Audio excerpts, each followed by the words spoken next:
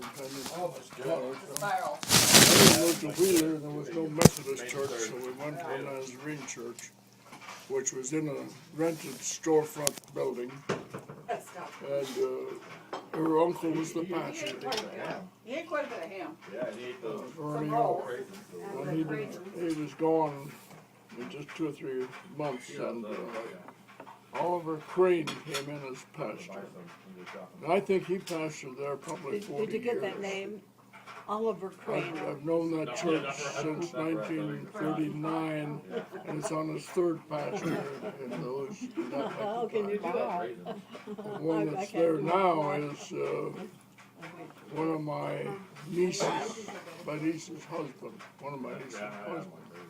Okay. I like raisins as I don't know if it's my niece or if my cousin or what. She was my cousin's daughter. Oh, really? Those are like this. But They have little her raisinets in the store. brother adopted her Oh. into their family. Oh, really? They actually have. The cousin died. Local And Wicklow? she adopted their family. I was saved in 1939 We don't even usually go.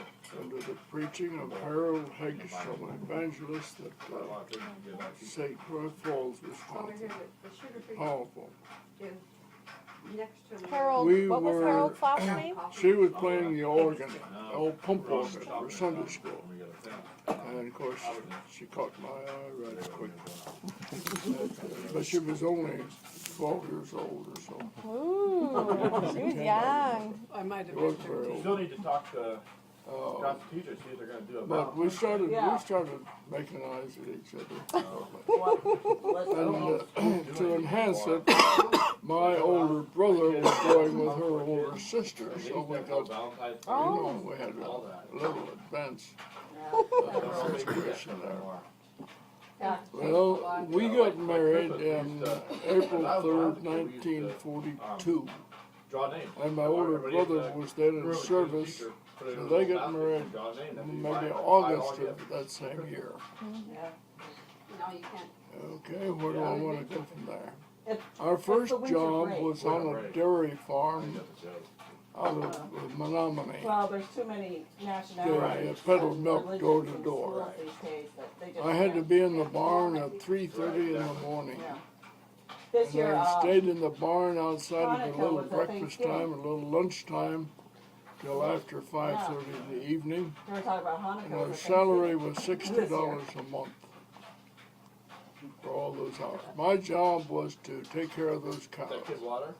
I helped 2 other guys do the milking, You know, and I cleaned the barns, I fed the cattle, He runs around so I much. would groom the cattle. When Daniel's over, he drinks a Groom lot the of water. cattle, I Otherwise, would he get a drinks bucket nothing of good, soapy but a lot of water. water and a washboard, and I would wash the tails. In that bucket of water, I would wash the groins. The beautiful. The bedding was up to the bellies of those cows, so you can imagine the amount of manure that went out. And I had that to do, to get the barns clean, and the feeding. Throw down the silage and all the rest. 1 year was enough of that. Oh, she worked in the milk house. She would go in and bottle raw milk about what time? 5:30 in the morning. Yep. And her pay was $8 a week. $8 a week. So 1 year, and I quit. We quit. We went to work for a poultry farmer out of Menominee. We worked on a little dairy farm that he owned. There's where We had about a dozen cows your pay was. that we took care of by ourselves, and I would put in the crops and harvest the crops on that. Our biggest job on that place was in the evening hour. The chickens, they would bring the chickens out, the new hatchery out to graze in the woods and pick whatever they could in the woods. But then those leghorns would fly to the uppermost branches of the trees. And our job was to chase those chickens out of the trees and lock them into pens so that the skunks and the coyotes and everything else didn't have a feast. So that took us till 11 o'clock at least every night. $100 a week or a month there at that place. Then my folks decided to quit farming, and we took over that 280-acre Wheeler farm. Well, that didn't last long because there wasn't enough income for two families, wasn't enough for one family. And so that fall we had an auction sale and sold out. We moved to Menominee and I went to work in a defense plant. I was threading firing pins for ammunition. My cousin was the foreman and I was enjoying the job. One night a neighbor from a Wheeler farm came to see us and wanted us to go to work for him on his farm. And we were reluctant to do so. We'd been through farming. But he said, my dad is on the draft board and you can either go to work for me or you can go to the army, whichever you prefer. Well, we went to work for him. That's blackmail. But, We had Kenny. he got Kenny arrested. was the baby. Kenny was a baby then? Okay. We went to work for him for 1 year. He gave us one afternoon off that I distinctly remember. And so we drove up to the Minneapolis area to visit her sister and her family. On the way home, I had a flat tire, about dusk now. No problem, I could all put the spare tire on. Went on my way and had a flat tire. Thirsty? Now it's dark. Yeah. And here I am out in the road, jacking up, my car jacked up, and I'm patching inner tube in front of my car. And some moron came and hit the back end of my car. And the next thing I remember, some woman is screaming, he is alive, he is alive. I was way down the road. This was when Kenny was, 1 year we got through with that job. but Sandra was on the Probably put the frost on. Okay. Wow. Kenny was born just before we left the hatchery fellow. He was in the hospital in Do you have Madison anything to write on it with? with a club foot. Probably not. The only place we could get him taken care of. We couldn't afford anything else, and that was a gratis deal. And that's about 100 miles down there. We saw him once in 5 months. And that time we took a bus down, but we couldn't afford a bus both ways, so we hitchhiked home. 1 year, and I was through farming. Then we moved up to what is Fifield in north central Wisconsin. I took a job with the Campbell department store. You know, that's beyond, before your time. I remember hearing that. Okay, go ahead. Okay. First, I bagged groceries, stocked shelves, carried groceries out to the cars and stuff like that. Then I went to work in the men's department. I worked there for a while. Then I worked in shipping and receiving and would assist in the basement store. When I was there, one night I had the worst pains in my stomach. Went to the doctor the next morning. Maybe you should. He said, you have appendicitis and we have to operate right away. Well, they didn't operate till that night. Then he said, wow, I got that just in time.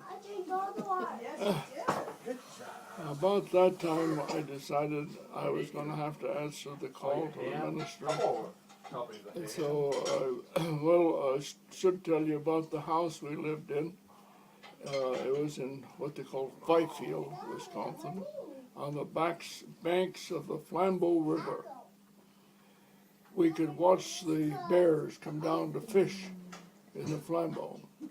And you know how they do that. They would come down and they would cut a hole in the ice. Then they would sit on the hole, and when the fish would bite on their tail, they would pull it up. One day I remember it was awful cold, and they weren't having any luck fishing. And the mama bear said, "Papa, we've got to do something. You tell us a story." So Papa Bear launched into a story and on and on and on and on. And he finished and he said, "Mama Bear, you tell a story now." Fish still heard about it. And Mama Bear launched her story and on, not quite as long. And said, "Baby Bear, it's your turn." Baby Bear said, "My tale is told." tale is told. Then I went to Minneapolis to go to school. My district superintendent recommended against going to the Nazarene College because the vets were coming home and the college was just overrun with vets taking advantage of the tuition break that they were giving. When I went to Northwestern, it was in the Baptist church. And it wasn't long till Billy Graham, a noted evangelist, became the president. And then, by then we had new buildings and everything. But we moved into a one-room, basement, flea-infected apartment with 4 of us. And we lived in that 1 year. Next summer, I worked for a painting contractor back in Wisconsin and painted exterior all summer long. During that summer, we were able to get a hold of a small mobile home, and we moved that onto the school ground and lived in that. It wasn't the ideal because the bedding would freeze to the walls in the wintertime, but it was cheap. School started at 6:50, first class. They ended at 11:50. I would hasten home from school, drop my books, and walk 5 blocks to the Dayton Company, big department store in Minneapolis.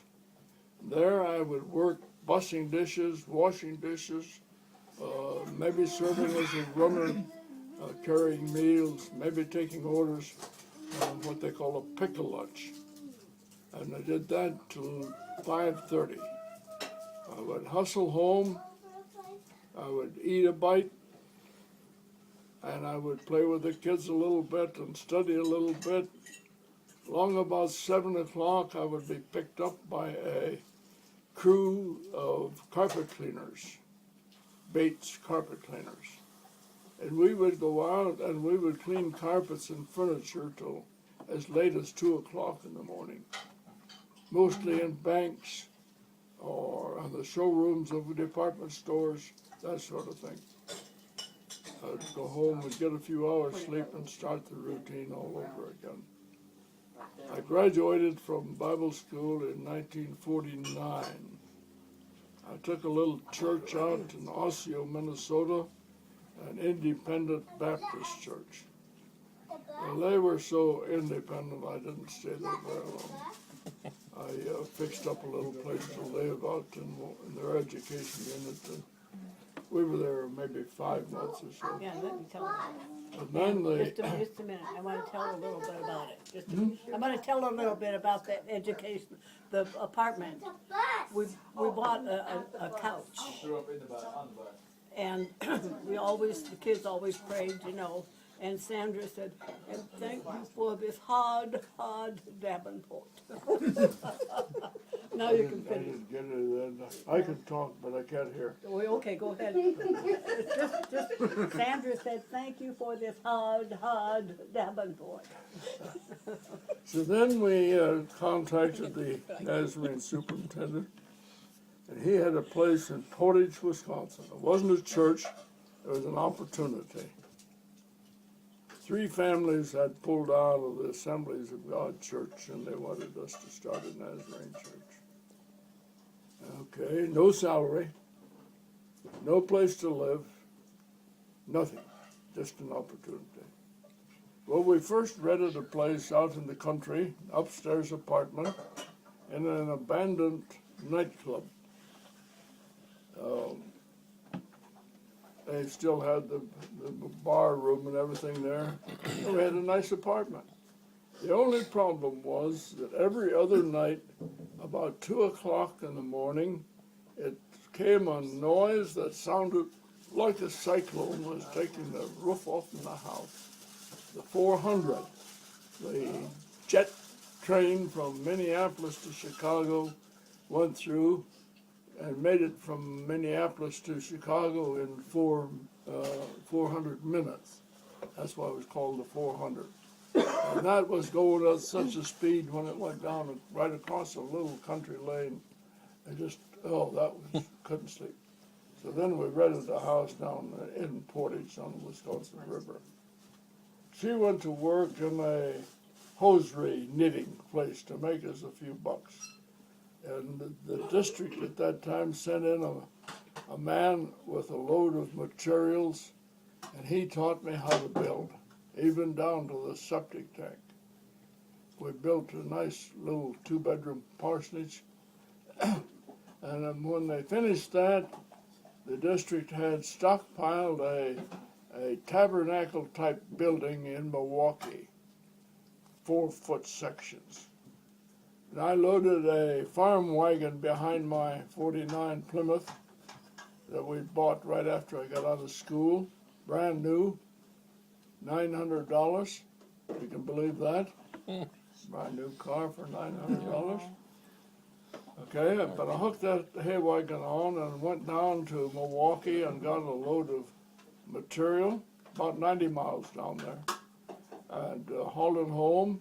The second trip I made, I was coming through a suburb of Milwaukee, and a wagon just like mine passed me. That's odd. Well, it went on down the road a little ways and ran up a bridge abutment, and I pulled up and hooked it onto my car as long as I didn't have anything left behind there, and hauled it home. The amazing thing to me to this day, in a suburb of Milwaukee, that not one single car met me all the time I was having that difficulty. There could have been a real accident had there been any traffic, but it was not one bit. We got it home, and she and I set it up. And then I went to work in a defense plant 40 miles away so she could be home with our 2 preschoolers. I hauled a carload of people with me each time as I went. My job was to read thermostats in cotton drying houses. I had a circuit of several houses. One evening, I came to my last house, and I noticed something was wrong. So I rushed to get into my house, and just before I stepped onto the concrete porch, I stepped into a hole up to my knee, filled with boiling hot water.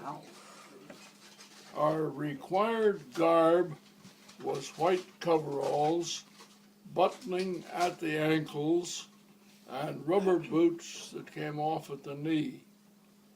Before I got that rubber boot out of that hole, you can imagine the blisters that were on my leg. Got that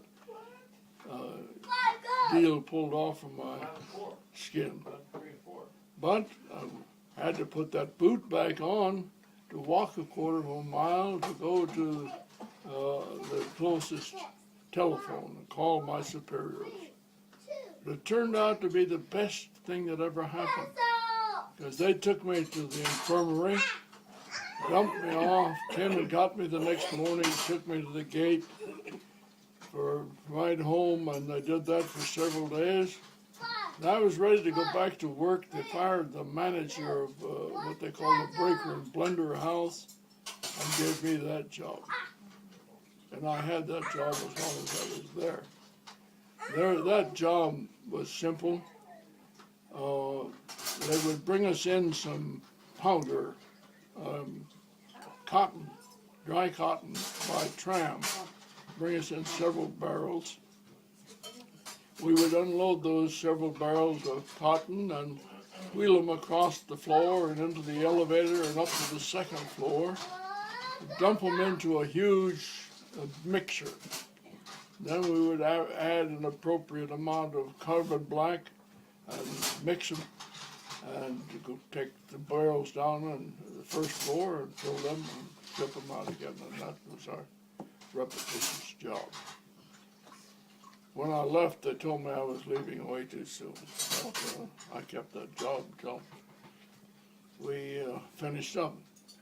while I was doing this, I wasn't working very hard, and so I decided that I needed more storage room at the house. And so I decided to dig a basement underneath the parsonage. First, I had to carry the dirt out in buckets so as to get enough room to operate a wheelbarrow, and then to get so much out, and I'd have to lay up cement blocks, and in so doing, I threw a disc out of my spine. I was really crippled up. I would go to a chiropractor in the morning to get enough to go on to get me through the day, and I'd go to an osteopath in the evening, and I'd go to a medical doctor in between. And the medical doctor convinced me that if I would have my tonsils out, it would take care of my back pain. Okay, I let him do it. I learned two things. Number one, don't put me to sleep until I'm out. And that's not what I meant. Don't tie me. Don't tie my hands until I'm asleep, Oh, because that starts you. And second, there's no connection between the tonsils and the back. So the next step was surgery. We got into the state hospital in Madison, and after a bunch of tests, some of which demanded they stand you on your head almost on the machine until they found out just where the disc was, and then they took it out. Mine happened to be way down at the lowest end. There was 13 days flat on my stomach. One night I rolled over on my back, and a nurse came in, and I'll tell you, she read me the writing. She wasn't nice at all. She was mean. About 13 days I came out of the hospital. Instead of going back to Portage, went to Janesville. The week before I went in the hospital, the district superintendent asked me if I'd go down to Janesville and supply the church for that Sunday. So I went down, and they called us to come as pastor. So we went to Janesville to pastor. Larry Aspen, who became my brother-in-law, took over in Portage. In Janesville, they were to pay me $25 a week if it came in. First week it came in. Second week the treasurer said, I can only give you half. I said, that's okay, I'll take half. Before the week was out, I got the other half and never had any trouble. But then for 2 years, we worked hard. And we added 12 families to the church in 2 years, which is good for Lutheran Catholic Wisconsin. Go ahead. Somebody suggested in the board meeting that they give the pastor a $10 a week raise. And one old gal threw such a fit that she finished me off in that church right there as far as I was concerned. They gave me the raise, but they ended the ministry. Besides, I was getting a lot of static because I had a television, and you didn't get television in those days. One old gal said it for my benefit. You can sure tell the devil lives in this house. You can see his horns sticking up through the roof. Another fellow said, you never see one of those one-eyed monsters looking at you from my living room. But before 30 days was up, he had one with doors on it. But we got a call from a district superintendent who had been in our house. We had both been at a hunting meet, pheasant hunt, and he came to the house before he left town, saw that we had a television, and didn't say anything. But then he called me to take a church down in southern Missouri, way down the very border of southern Missouri. So we went down to look it over. We left on Friday and went to St. Louis, spent the night in St. Louis, Friday night. Saturday morning I drove by his house to see if there was any instruction. You know, don't tell him you've got a television. He said, they're ultra-conservative people. He said, I got one, but I keep mine upstairs and nobody knows I got it. Well, we went on down to look the place over. We forded 2 streams to get there. And here was a nice church, and a good-sized church. But they didn't call us, and we never heard another word from that district. Then we got a call to go to LaPorte, Indiana. So we went down, I stopped and visited the district superintendent, and got no instruction from him like I did from the other guy, and was called to LaPorte. So after 3 years, we went to Janesville. My predecessor in LaPorte had been there 2 years, and I think they'd offered it to a dozen fellows, and all of them turned it down. Our first year in LaPorte, and they paid us $50 a week, and $5 more if we sweep the church. That was big money for us. We took it. Okay, we averaged 63 in Sunday school our first year. We averaged 64 in Sunday school our second year. We averaged 67 in Sunday school our third year. Then I said to the people, give me some names that I can call them. We had been working hard, going door to door, and we just weren't making any progress. And I can only remember getting one name. And that was qualified. The gal said, he'll never come to church, but I think he's a lonely old man.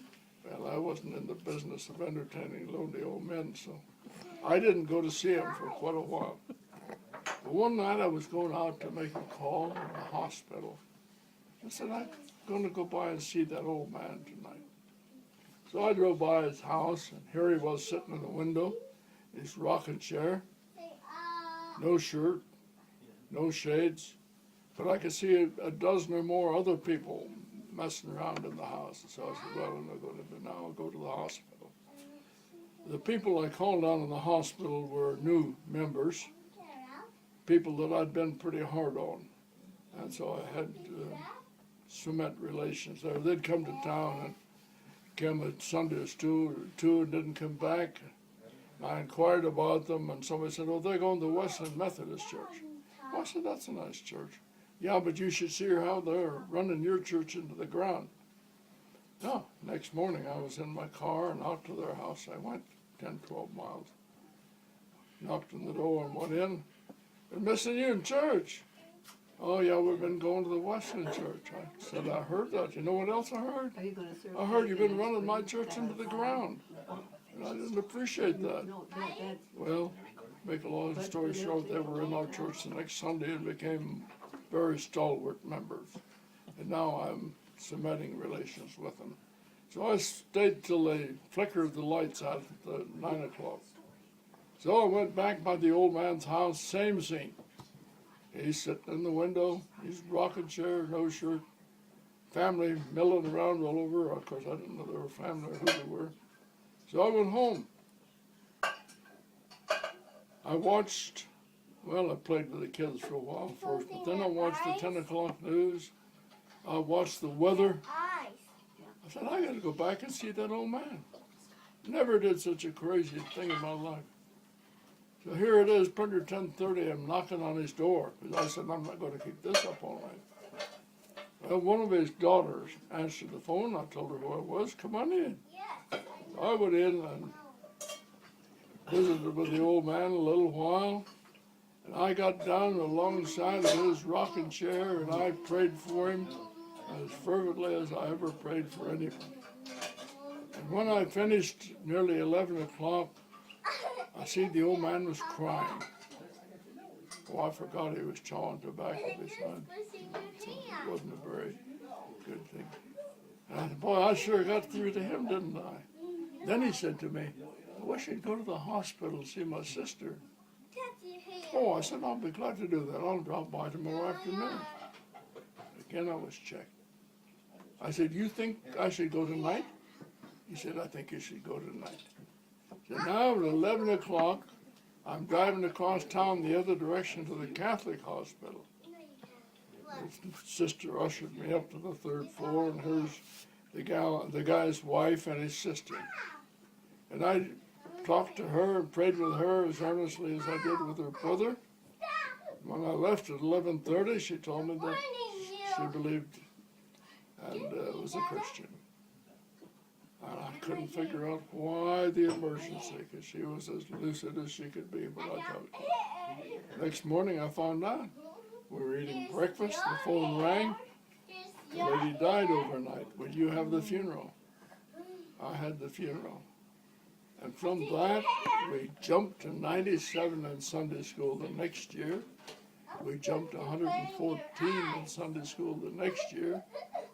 That's every Sunday, 114 people. Our church was built for about 65 people. So now I had to buy ground. I had plans drawn. I had a building permit in hand.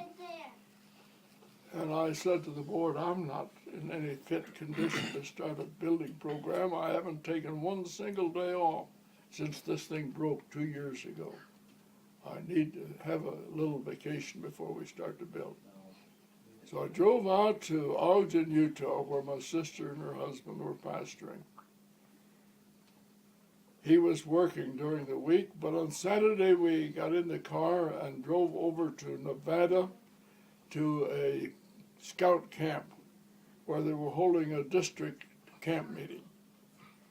The speaker was a big shot from our church in Kansas City, the General Secretary of Church Extension, Home Mission Church Extension. Well, nothing doing, I had to preach on Sunday afternoon. I tried to argue him out of it. I said, I've got nothing but the notes from our last Sunday's sermon. I can't prepare anything out here without anything to work with. He said, that'll be fine, that'll be fine. When I finished on Sunday afternoon, he was the first one to greet me. Oh, that was great. Blah, blah, blah, blah, blah. No general superintendent could have done any better than that. Blah, blah, blah, blah, blah, blah. Oh, by the way, we want to start a second church in Salt Lake City, and we think you're the guy to do it. Nobody could do any better than that.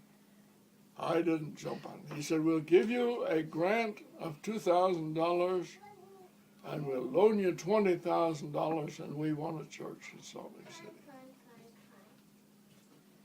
We went back to LaPorte in a few days, intending to build a church. In my mail was a letter from the city, we're rescinding your building permit because the neighbor doesn't want a church in his backyard. Okay, I went to my attorney, a Catholic man whom I've become real good friends. Unusual relationship. I'd go to see him and he would tell his secretary, don't bother us, I'm going to be with Reverend Burke. Don't bother us, I'm going over Reverend Burke's plan. Don't disturb me with a telephone call, I'm with Reverend Burke.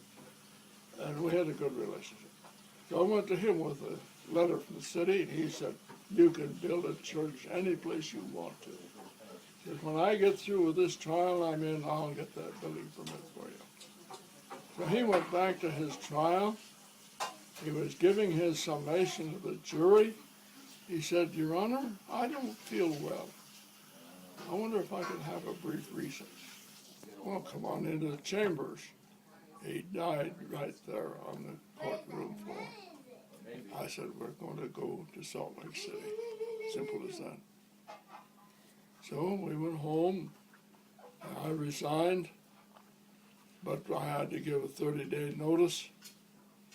I left a $100 a week job to move to Salt Lake City with no salary, no housing, no nothing, but with a promise of $2,000 grant and a $20,000 loan. It was time for school to start, and I had to be there 30 days, so we bought a used car, and she took the two kids and took off. She got out there and tried to find a job. She moved into the social quarters of the first church and couldn't find a job. They wouldn't hire her because she wasn't a Mormon. Finally, she found somebody that was Catholic, and he hired her because she wasn't a Mormon. And Sprouse Wright's store.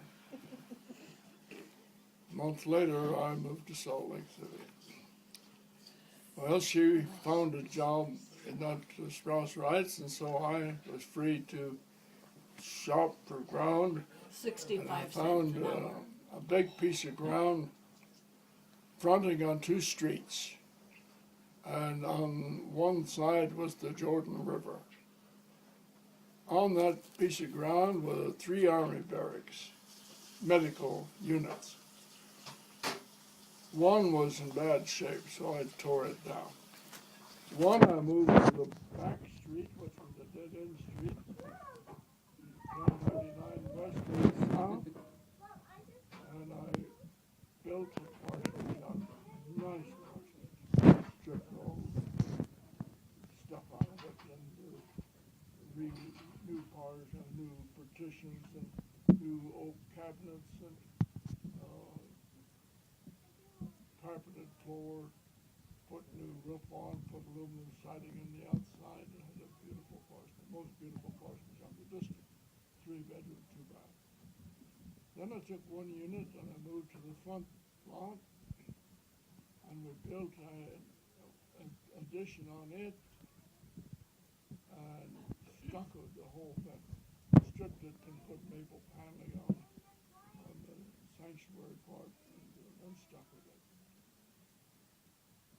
We paid $12,000 to get a parking lot, which was a requirement before we could open. We had 20,000, remember? That's all we had. We did it. We came in under that 20,000 with a $12,000 parking. I got a letter this week from a gal that was part of the original church. Sent me a card and a $20 check. Wrote me such a nice letter. I think she's probably the only survivor now. That's been 50 years ago. That was 1960. We went there. 1964. I was tired. I had been roofing to make a living, carrying a 90-pound bundle of shingles up on my shoulder, sometimes up an extension ladder. Then sit there with that 90-pound bundle of shingles on my lap and scoop up the floor, up the roof, and put 4 shingles in each 4 nails in each shingle, and I was tired. So I retired. We bought a house on Beverly Street, and we were going to quit the ministry. Well, we were there, 2 months, and they talked us into going to Cortez, Colorado. No salary, but a job. I've been through Cortez, it's nothing. Cortez, Colorado. Okay, we started the job. In 2 weeks we were the carpenter foreman. And we stayed with that till September. A blizzard came in and the contractor shut down for the winter, and we were without a job and without an income. We stayed on there till February, and then we decided we couldn't go any farther, so we went to El Paso, Texas, Emmanuel Church. We soon ran the attendance up to 100. It was a military church. One Sunday morning we came, and we didn't have but a family and a half left in church. The rest were en route to Vietnam. They were in Alaska on the road. Well, just a family and a half, we couldn't maintain the church. So instead of landing in the district, because the district superintendent was killed in an accident about that time, and the new superintendent wasn't much in favor of our church, then we went to Rock Springs, Wyoming. There again, we ran the church up to pretty 100 in attendance. Then all of a sudden, it began to be. One went to Cheyenne, Wyoming, one went to Nampa, Idaho, one went to Illinois, and we were left with a bunch of them. That's all. I got a job carrying mail on my shoulder. Thank you, Grandma. I had my own route. It isn't very normal to get your own route within 2 years, but I had mine in less than 2 months. And I carried mail the rest of the time I was in Rock Springs. One night, about 11 o'clock, my district superintendent called me. Said, I got a problem. I said, what's your problem? Well, he said, I'm up here in Libby and I put your name up and they voted to call you. Now what am I going to do? Well, I said, see what they do in the morning and we'll go from there. Well, he put my name up and they called me. To Libby, which is almost into Canada, almost into Idaho. It's way up in the northwest Canada. There I found a little building 20 feet wide and 40 feet long, heated with a kerosene heater in the back corner of the sanctuary. When the fan would come on, I might as well quit trying to preach. I couldn't hear over it. It had dripped kerosene so long in there it smelled like a service station. On one side was attached a carport woodshed. The front section of the lean-to was a garage, and next was the back of it was a woodshed. And between the garage and the woodshed was a little alley that went down to the basement of the parsonage, where the Sunday school classrooms were and the restrooms. The parsonage was heated with wood. One of our first jobs when we got there was to go out and help cut wood to heat the parsonage. Doesn't take me long to put in an oil burning furnace. But the secretary had wrote me welcoming me and said, we have just put down new linoleum in the living room. Not carpet, but linoleum in the living room. Nice enough parsonage, but that church, not much. We soon got the attendance up to 75, though, in that little building. So nothing to do but build. So I bought a piece of ground up the edge of town. Had a nice contour on it, about 5-foot contour. So I went in and I built a 32 by 90 sanctuary on the upper level, walk-in level. Open beam construction, 4x6 ceiling plank for the roof and the ceiling. Padded pews, stained glass windows, Allen organ. I had borrowed about 30,000 to build it.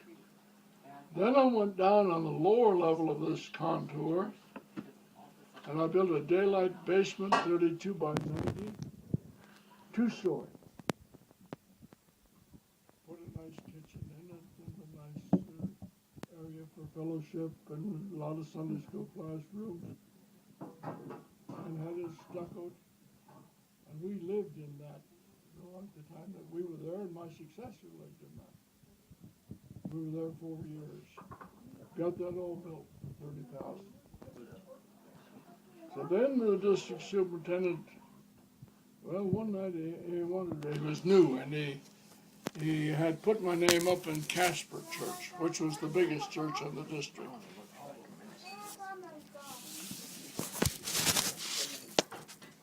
Somebody got to him before the night was over and told him not to put me in Casper, that they would ruin me in Casper.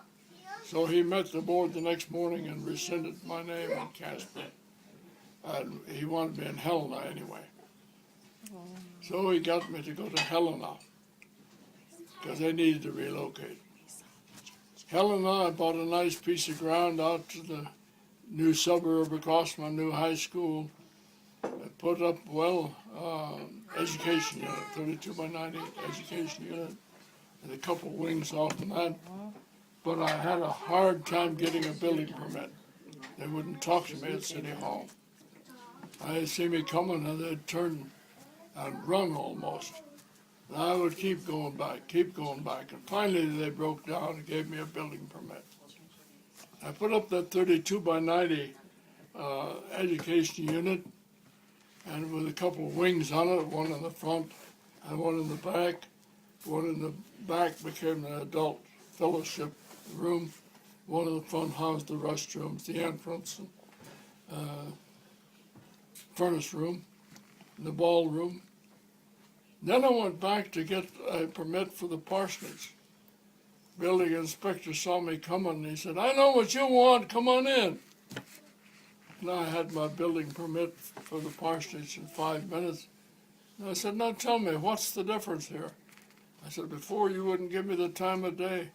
Now here you say, come on in." "Oh," he said, "we've dealt with these churches before, but you guys know what you're doing out there." So we built a parsonage. I built a tri-level parsonage in Helena. A 2-bedroom daylight basement apartment, full apartment. Kitchen, bath, the works. I put an assistant pastor in it for a while. Others have had relatives in it. Then I had a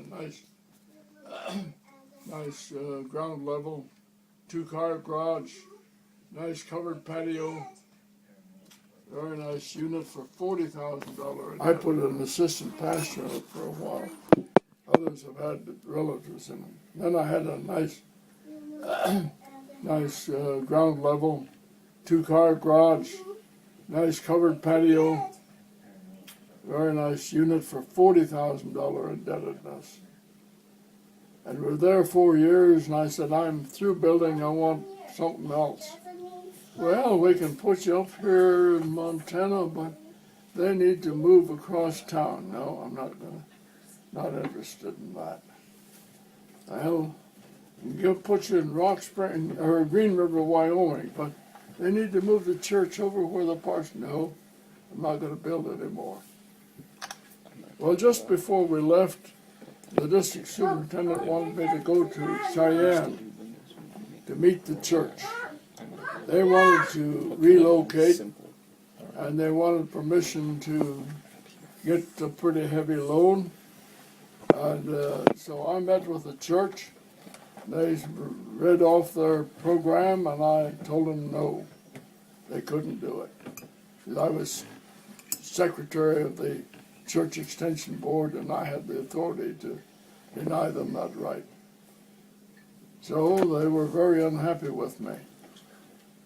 And that's why the district superintendent called me down, so they'd be unhappy with me rather than him. About that time, I got a call to go to Nogales, Arizona, to manage a Best Western motel, 40 unit. Motel time. Oh, that's how you got into hotel. We were there a couple of weeks, and they fired a manager of a 50 unit about 5 blocks away, and we were managing both of them, 40 and a 50. Well, help on the Mexican border is not all it's cracked up to be. Sometimes she would be at the desk in one motel, and I'd be at the desk in the other one. Help wouldn't show up to clean rooms. That was a mess. So 8 months we went back to Helena and sold out some mobile homes that we had accumulated while we were there. 5 mobile homes that we were renting out. And then went back down to Salt Lake to visit Kenny over Christmas holiday. And while I was there, we had answered an ad for an apartment manager, 132 unit, Starcrest Village. I interviewed with the guy, and he said, "Well, it's going to be 2-3 weeks before we hire anybody." But before the day was out, I got a call from him, "You're hired." And so we went and managed that 132 units. We were there 5 months. We cleaned it up and filled it up and sold it in 5 months. It had been on the market forever. So then the same management company fired the manager of a 418 unit apartment and gave us that job. 94 vacancies in that unit, nothing clean, nothing ready to rent. We went in there. I don't remember what our starting salary was, but I remember our quitting salary was $2,000 a month plus our apartment utilities, which was not bad. But it was owned by a bank in Colorado and a bank in Denver. The bank in New York bought out the Colorado Bank. I said Denver and Colorado, but it was New York and Colorado. New York bought out Colorado, so we only had one boss. And he was the one that insisted we get the $2,000 a month. But in 1 year, we rented an average of one apartment a day.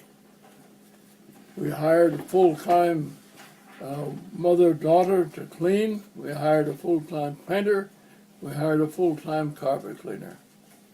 1 year, that place that had been on the market forever sold. And again, we were without a job. So then we went to Nampa, where we had bought a place we didn't know. We bought a place for your mother, and they'd abandoned it over in Oregon, and we moved it to Idaho, and we moved into that. We were there just a little while, and we went to work in Boise, and Colony Apartments, 80-unit Colony Apartments. We were there 2 weeks, and they decided they wanted a motel. So we converted the 80-unit apartment complex into an 80-unit suites motel. We were there about 2.5 years and just weren't getting along with the general manager, so we quit. Went over to Nampa, where we owned a mobile home and 5 acres of ground. Grandma went to work in a vitamin store. I raised a bunch of sheep together with a boss neighbor. At Christmas time or so, we went down to Harlingen, Texas to visit my sister and answered an ad for management of a 120-unit apartment complex in Brownsville and got the job. My mom didn't like Brownsville. She didn't like Texas. It was too humid. She couldn't keep her hair up. Blah, blah, blah, blah. So 5 months we quit and went back. Going through Salt Lake, we answered an ad for an assisted living manager. And we gave our former manager as a reference. Well, the guy called our former manager. We just put in the ad, and then we went on up to Nampa. And he called our former manager. Would you hire him back again? Oh, yeah, I would hire him back again. He hung up the phone. He said, if they're going back to work in this town, they're not going back to work for him. They're going back to work for me. So he called Ken and found out where we were, called up to Nampa. Said he had a 127-unit apartment complex that he needed us. So we were hired there, fired another manager, and put us in 127 units. We were there 2.5 years till it sold. Then we went to Sun City, Palm Springs, Arizona. Palm Springs, well, Cathedral City, right on the edge of Palm Springs. Working for a Mormon lawyer with whom we didn't get along very well. We were there 8 months and I needed surgery. I'd had surgery the year before we went there for colon cancer and I needed to have another one. So in October that year we went back to Salt Lake and I had the colon removed. And while we were there, we got a final check from that lawyer. We don't need you anymore. So we bought a place in Desert Hot Springs, mobile home in a park. And we moved into that, and we were there for a few weeks, and then we moved over to Arizona.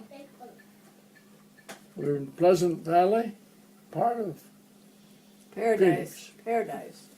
We went to Paradise. Paradise Valley, you're right.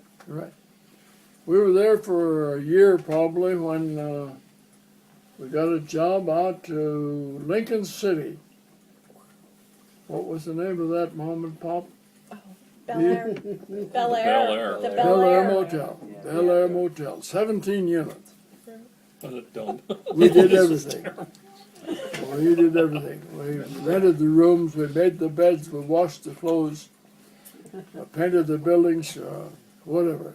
Put up with me. That didn't work very well, so she went into Corvallis, got a job at can't even remember the name of that, Oh, in Corvallis, oh, yeah. a 40-unit student housing. Well, we were there 2 weeks maybe, and he said, how about taking a 50, a half a block away. So we had a 40 and a 50 in Corvallis. And 1 year of student housing was enough. We went back out to Lincoln City, where we had bought a house up on top of the mountain overlooking the ocean. Yeah. But let's see, Yvonne was working in the Budget Inn. And I don't know if she got us a job as manager of the Budget Inn or what, but we went to work in the Budget Inn for a Chinese Baptist preacher. You weren't born yet. We were the manager, but he was there every day. And he would drive my maids till they went up the wall. They would cry, he would drive them so much. And I would get on him. I tell you, they're not working for you, they're working for me. Leave them alone. They'll get the job done. But he wouldn't. So 1 year we quit. That was in February we quit. And retired back to our house up on top of the hill. It's a beautiful house. Well, I was off then till July, and I got a call from that same guy. I need you, I want to go to Korea, and I have nobody. So then we went back and worked for him for another 5 months, and then retired and went to Prescott, Arizona, where we had bought a house. I had told Mom, she went down and bought it. She took the train down and rented a car out of Flagstaff and went down to Cottonwood, where I told her to buy. And she couldn't find anything in Cottonwood, and so I told her to go to Prescott. Prescott Valley, I told her to go. She went to Prescott Valley up over the mountain in the middle of the winter, and didn't like Prescott Valley, kept on going. I told her not to buy a 2-story and not to spend over $100,000. She didn't pay any attention. She bought a 2-story and paid $120,000. It's a great house. But we went there, retired there. Nice house, two-car garage, and nice big hillside lot that I was able to landscape, and I put up some wrought iron around the entry ramp and around the back deck, and didn't do much to it. I got home and he said, How long do you were we expect to in pay for Prescott? this? 2 years?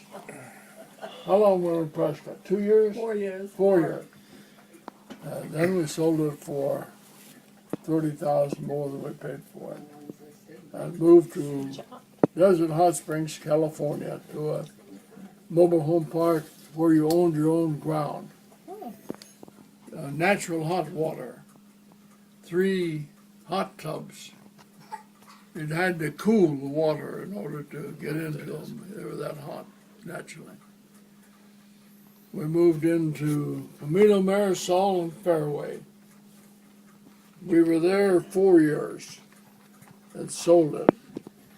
I don't remember that we made any money on that one. We moved into a little house on Mid Park, and I did some work on it and fixed it up a little bit. And when I sold it 2 years later, I got my cash out of it that I'd paid for it, and I got payments that just ended after 10 years. Every month I got a payment. Wow. On time, never late. It wasn't much, but what, $100, a little over? That was in addition to what we had paid for it. So then I bought a house on Parkside, another mobile home. I worked on it and did quite a bit of extensive landscaping. Sold it in 1 year for $30,000 more than I paid for it. We moved over to Sun City, Arizona, and bought a condo.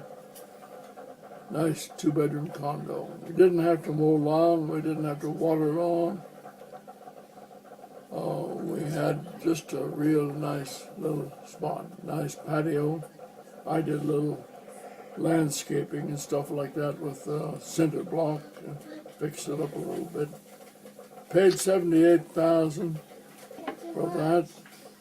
Put in a new refrigerator. I put in a new aluminum slider door. And I sold it for $184,000 Wow. cash. And what did we do then after that? I guess we came back up here. Are you leaving? You tired of my story? That's okay, I know it. She was there. She was there. Okay, yeah, we had bought a place right next to your mother's, 121. Well, about that time, Yvonne and J.D. moved out of the house out to Otis, and we were stuck with that. So we put both places on the market, and the one in town sold, and we moved out there for a couple of years, and we're having a hard time with it. Awful hard time. I've got 20,000 back out of the 100,000 that I put into it. It's like pulling teeth to get my money every month. Oh, and then we're here with this place. Celebrating your birthday. This is up to date. This is up to date.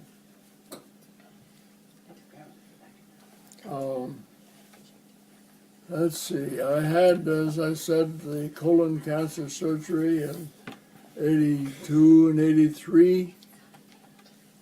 I had a brother, my youngest brother had colon cancer surgery at the same time. I was in a San Diego hospital while I was in Salt Lake City Hospital. He's been dead for a number of years. I had prostate cancer in 2002. I went to the specialist that they sent me to. He said, "We don't treat people your age." Well, I said, that's interesting. My dad was yay old when he died, and he died on the job. He was still working, and he fell. I said, my grandpa was 89 when he died. My uncle was 99 when he died. My mother was 80. We'll treat you. So then I got 39 radiation treatments for prostate cancer. Then I got along good for a while until 2007, I had a heart attack. They went into my heart 3 times and put in stents, and I still would pass out. So then they made me wear a horse collar for 24 hours. And when they read that, they said I was actually dying. My heart was totally stopped beating, is why I passed out. So then they put the pacemaker in. So now I've been wearing a pacemaker since 2007. And all of those 8 brothers and sisters have been gone. The last one went 5 years ago last month. And I'm still going. Yep. You're still going. And today is Oh, your... I had in between there when we were pastoring up in Libby, I had awful stomach pains, and I went to my doctor. He couldn't find anything wrong. So I went back down to Salt Lake City, and they put me in the hospital. My doctor was convinced I had liver cancer. And I remember the number 64 blood samples that they took out of me to try to prove that I had liver cancer. Then they went in between these 2 ribs with a long suction needle to try to get a part of the liver and came out empty. Then they tried to give me some nuclear medicine. To do that, they put a hose in your mouth with a plate on it, and it's attached to a machine. Then they put a clothespin on your nose, then turn the machine on and say, breathe. So this was all done, and she said, breathe. I took a mighty gasp to try to get some air. Nothing. I wished that clothespin across the room. What'd you do that for? I said, I couldn't breathe. Oh, we forgot to turn it on. Oh. Let's see, what else? Okay, when I was up in Libby, told you I had gallbladder surgery. Part of that gallbladder surgery brought the pastor to my room one night, pastor of First Church Salt Lake. I saw him peering into my room, and I spoke to him. My room was dark, and he was trying to look in there. And I spoke to him, and I scared him. And he blurted out, you are alive. They told me to see you tonight. You wouldn't be here tomorrow. That was way back in 89, I think. I don't remember when. No, it wasn't that long. Way back there anyway. But I was there tomorrow. And they decided that I had a chronic liver disease. It was not cancer. So that doesn't cause me any problem. I think that's about all. You ready for some cake? Hmm? You ready for cake? I suppose that would be a good variety. And today you are how old? And how old are you today? Oh, today? Yep. How old? 93. 93. 93. Yeah. Awesome. My birthday is easy to remember. I was born 2/1/21. 2/1/21. Nine. Yeah. That's the number. Wonderful. My doctor was Dr. Camel. 9. He would come down to the farm from Clear Lake and attend to the family. And, How did you know Grandma was the one that you wanted to marry? When you first saw Grandma, how did you know? Well, I don't know. I don't know how. She was too young to marry. Mm. She was only about 14 at the time. But we were able to spend time together because of Floyd and Norma going together. And so it just worked out. And that's been pretty near 72 years, which is Very good. a good chunk of time, more than most people live. Yep. Now you have the history. I don't know what tomorrow holds, Nobody does. but I know who holds tomorrow. Yeah. And I would like to tell each one of you that you need to get yourself in shape and ready for what tomorrow holds, and then it doesn't matter. You need to know Jesus Christ as Lord and Savior, and you need to start serving God. We're all going to appear at the judgment seat of Christ. The Scripture tells us that.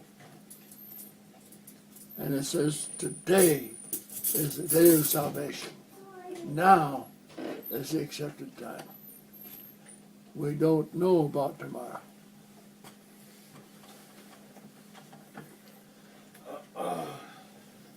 Enough preaching. Amen. I'll have to take an offering if I keep this up. But I've gotten a lot of rewards from my life. Like the letter I got from Salt Lake City this week. A gal that was in the church when I organized it in 1960. Nice letter. $20 check and something. I think she's probably the only survivor left in the church. Her husband died a few years ago.